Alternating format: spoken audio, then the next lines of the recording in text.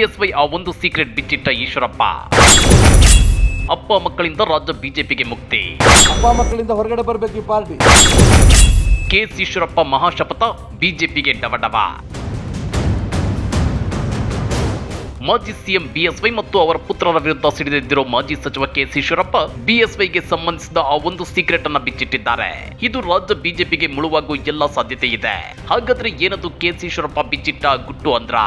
ಅದನ್ನ ಡೀಟೇಲ್ ಆಗಿ ತೋರಿಸ್ತೀವಿ. ಆದ್ರೆ ಅದಕ್ಕಿಂತ ಮೊದಲು ನಮ್ಮ ಚಾನೆಲ್ ಅನ್ನು ಸಬ್ಸ್ಕ್ರೈಬ್ ಮಾಡ್ಕೊಳ್ಳಿ. ಹಾಗೇನೆ ಪಕ್ಕದಲ್ಲಿರೋ ಬೆಲ್ ಬಟನ್ ಅನ್ನು ಪ್ರೆಸ್ ಮಾಡಿ. ಕೆಎಸ್ ಈಶ್ವರಪ್ಪ ತಮ್ಮ ಪುತ್ರನಿಗೆ ಹಾವೇರಿ ಬಿಜೆಪಿ ಟಿಕೆಟ್ ಕೈ ತಪ್ಪಿದ್ದಕ್ಕೆ ಕೋತ ಕುದಿಯುತ್ತಿದ್ದಾರೆ. ಸಾಲ್ದು ಅಂತೇಳಿ ಮಾಜಿ ಸಿಎಂ ಬಿಎಸ್ವೈ ವಿರುದ್ಧ ರೊಚ್ಚಿಗೆದ್ದಿದ್ದು ಶಿವಮೊಗ್ಗದಲ್ಲಿ ಬಂಡಾಯ ಅಭ್ಯರ್ಥಿಯಾಗಿ ಕಣಕ್ಕಿಳಿದಿದ್ದಾರೆ. ಆದ್ರೆ ಈಶ್ವರಪ್ಪ ಈಗಲೂ ಬಿಜೆಪಿ ವಿರುದ್ಧ ದನಿ ಎತ್ತುತ್ತಿಲ್ಲ. ರಾಜ್ಯ ಬಿಜೆಪಿಯಲ್ಲಿ ಕಂಪ್ಲೀಟ್ ಆವರಿಸಿಕೊಂಡಿರೋ ಬಿಎಸ್ವೈ ಮತ್ತು ಅವರ ಪುತ್ರರಾದ ಬಿವೈ ವಿಜಯೇಂದ್ರ ಮತ್ತು ಬಿವೈ ರಾಘವೇಂದ್ರ ಅವರನ್ನೇ ಟಾರ್ಗೆಟ್ ಮಾಡಿದ್ದಾರೆ. ಬಿಜೆಪಿಯಿಂದ ಚುನಾವಣಾ ಪ್ರಣಾಳಿಕೆ ಬಿಡುಗಡೆಯಾದ ಸಂದರ್ಭದಲ್ಲಿ ಹಿಂದುತ್ವದ ಉಳಿವು, ಪಕ್ಷದ ಶುದ್ಧೀಕರಣ, ಅಪ್ಪ ಮಕ್ಕಳಿಂದ ರಾಜ್ಯ ಬಿಜೆಪಿಯನ್ನ ಮುಕ್ತಗೊಳಿಸೋದೇ ನನ್ನ ಚುನಾವಣಾ ಪ್ರಣಾಳಿಕೆ ಅಂತೇಳಿ ಟ್ವೀಟ್ ಮಾಡಿದ್ರು. ಅಲ್ಲದೆ ಬಿಜೆಪಿ ರಾಜ್ಯಾಧ್ಯಕ್ಷರಾದ ಬಿವೈ ವಿಜಯೇಂದ್ರ ಅವರೇ ಅಪಪ್ರಚಾರ ಮಾಡಿ ರಾಷ್ಟ್ರಭಕ್ತರಲ್ಲಿ ಗೊಂದಲ ಮೂಡಿಸುವುದನ್ನು ನಿಲ್ಲಿಸಿ. ನರೇಂದ್ರ ಮೋದಿ, ಅಮಿತ್ ಶಾ ಅಥವಾ ಬೇರೆ ಯಾರೇ ಹೇಳಿದ್ರು ನಾನು ಸ್ಪರ್ಧೆಯಿಂದ ಹಿಂದೆ ಸರಿಯೋದಿಲ್ಲ ಅಂತ ಕೂಡ ಬರೆದು ಮತ್ತೆ ಬಿಎಸ್ ಯಡಿಯೂರಪ್ಪ ಕುಟುಂಬ ವಿರುದ್ಧ ಗುಡುಗಿದ್ದಾರೆ. ನಿಮ್ಗೆ ಗೊತ್ತಿರಲಿ, ರಾಜ್ಯ ಬಿಜೆಪಿಯಲ್ಲಿ ಘಟಾನುಘಟಿ ನಾಯಕರಿಗೆ ಟಿಕೆಟ್ ಕೈ ತಪ್ಪಿದ್ದರ ಹಿಂದೆ ಬಿಎಸ್ವೈ ಅವರ ಸೀಕ್ರೆಟ್ ಪ್ಲಾನ್ ಇದೆ ಅಂತೇಳಿ ಕೆಎಸ್ ಈಶ್ವರಪ್ಪ ಹೇಳಿದ್ದಾರೆ. ಹಾಗಾದ್ರೆ ಏನದು ಸೀಕ್ರೆಟ್ ಅಂದ್ರ? ಅದನ್ನ ಈಶ್ವರಪ್ಪನವರೇ ಹೇಳ್ತಾರೆ, ಕೇಳಿ.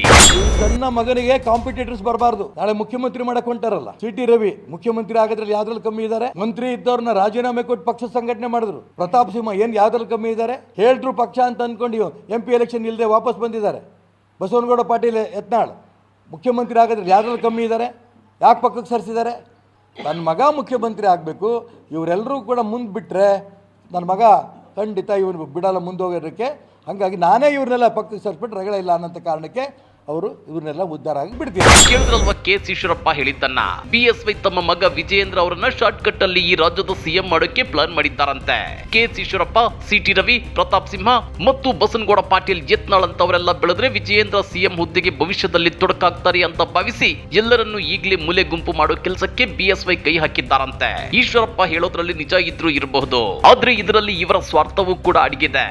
ಹೈಕಮಾಂಡ್ ನಾಯಕರ ಮಾತಿನಂತೆ ಚುನಾವಣಾ ರಾಜಕೀಯಕ್ಕೆ ಗುಡ್ ಬೈ ಹೇಳಿದ್ದ ಈಶ್ವರಪ್ಪ ಬಿಎಸ್ವೈ ಅವರನ್ನ ಅಡ್ಡ ಇಟ್ಕೊಂಡು ಮತ್ತೆ ಸಕ್ರಿಯ ರಾಜಕೀಯಕ್ಕೆ ಬರೋ ಪ್ಲಾನ್ ಹಾಕಿಕೊಂಡಿದ್ದಾರೆ. ಇದೇ ಕಾರಣಕ್ಕೆ ಶಿವಮೊಗ್ಗ ಲೋಕಸಭಾ ಅಖಾಡಕ್ಕೆ ಧುಮುಕಿರೋದು.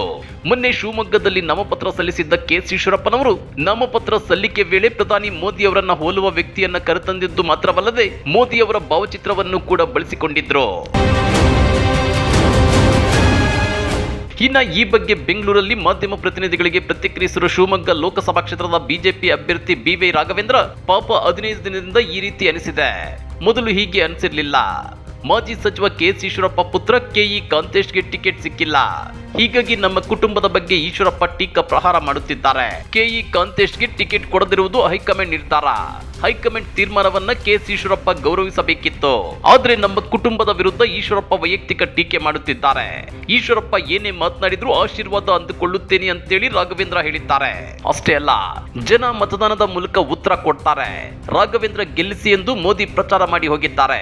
ಈಶ್ವರಪ್ಪ ಜನರನ್ನ ತಪ್ಪು ದಾರಿಗೆ ಎಳೆಯುವ ಕೆಲಸ ಮಾಡುತ್ತಿದ್ದಾರೆ. ಈಶ್ವರಪ್ಪನವರಿಗೆ ನಮ್ಮ ಕುಟುಂಬ ಯಾವುದೇ ಅನ್ಯಾಯ ಮಾಡಿಲ್ಲ ಅಂತ ಹೇಳಿದ್ದಾರೆ. ಅದೇನೇ ಇದ್ರೂ ಈಶ್ವರಪ್ಪನವರ ಬಂಡಾಯದಿಂದ ಶಿವಮೊಗ್ಗ ಬಿಜೆಪಿ ಅಭ್ಯರ್ಥಿ ಬಿವೈ ರಾಘವೇಂದ್ರ ಅವರಿಗೆ ಪುಕ್ಕ ಶುರುವಾಗಿರೋದಂತೂ ಸುಳ್ಳಲ್ಲ.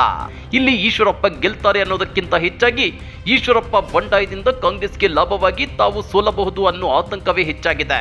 ಹಾಗಾದ್ರೆ ಬಿಎಸ್ವೈ ಮತ್ತು ಈಶ್ವರಪ್ಪನವರ ನಡುವಿನ ಈ ಕಿತ್ತಾಟದ ಬಗ್ಗೆ ನೀವೇನಂತೀರಾ? ಕಮೆಂಟ್ ಮಾಡಿ, ವಿಡಿಯೋ ಲೈಕ್ ಮಾಡಿ, ಶೇರ್ ಮಾಡಿ. ಇಂಥ ಮತ್ತಷ್ಟು ರೋಚಕ ರಾಜಕೀಯ ಸುದ್ದಿಗಳನ್ನ ಮಿಸ್ ಮಾಡದೆ ನೋಡಬೇಕು ಅಂದ್ರೆ ನಮ್ಮ ಯೂಟ್ಯೂಬ್ ಚಾನೆಲ್ ಅನ್ನ ಸಬ್ಸ್ಕ್ರೈಬ್ ಮಾಡ್ಕೊಳ್ಳಿ.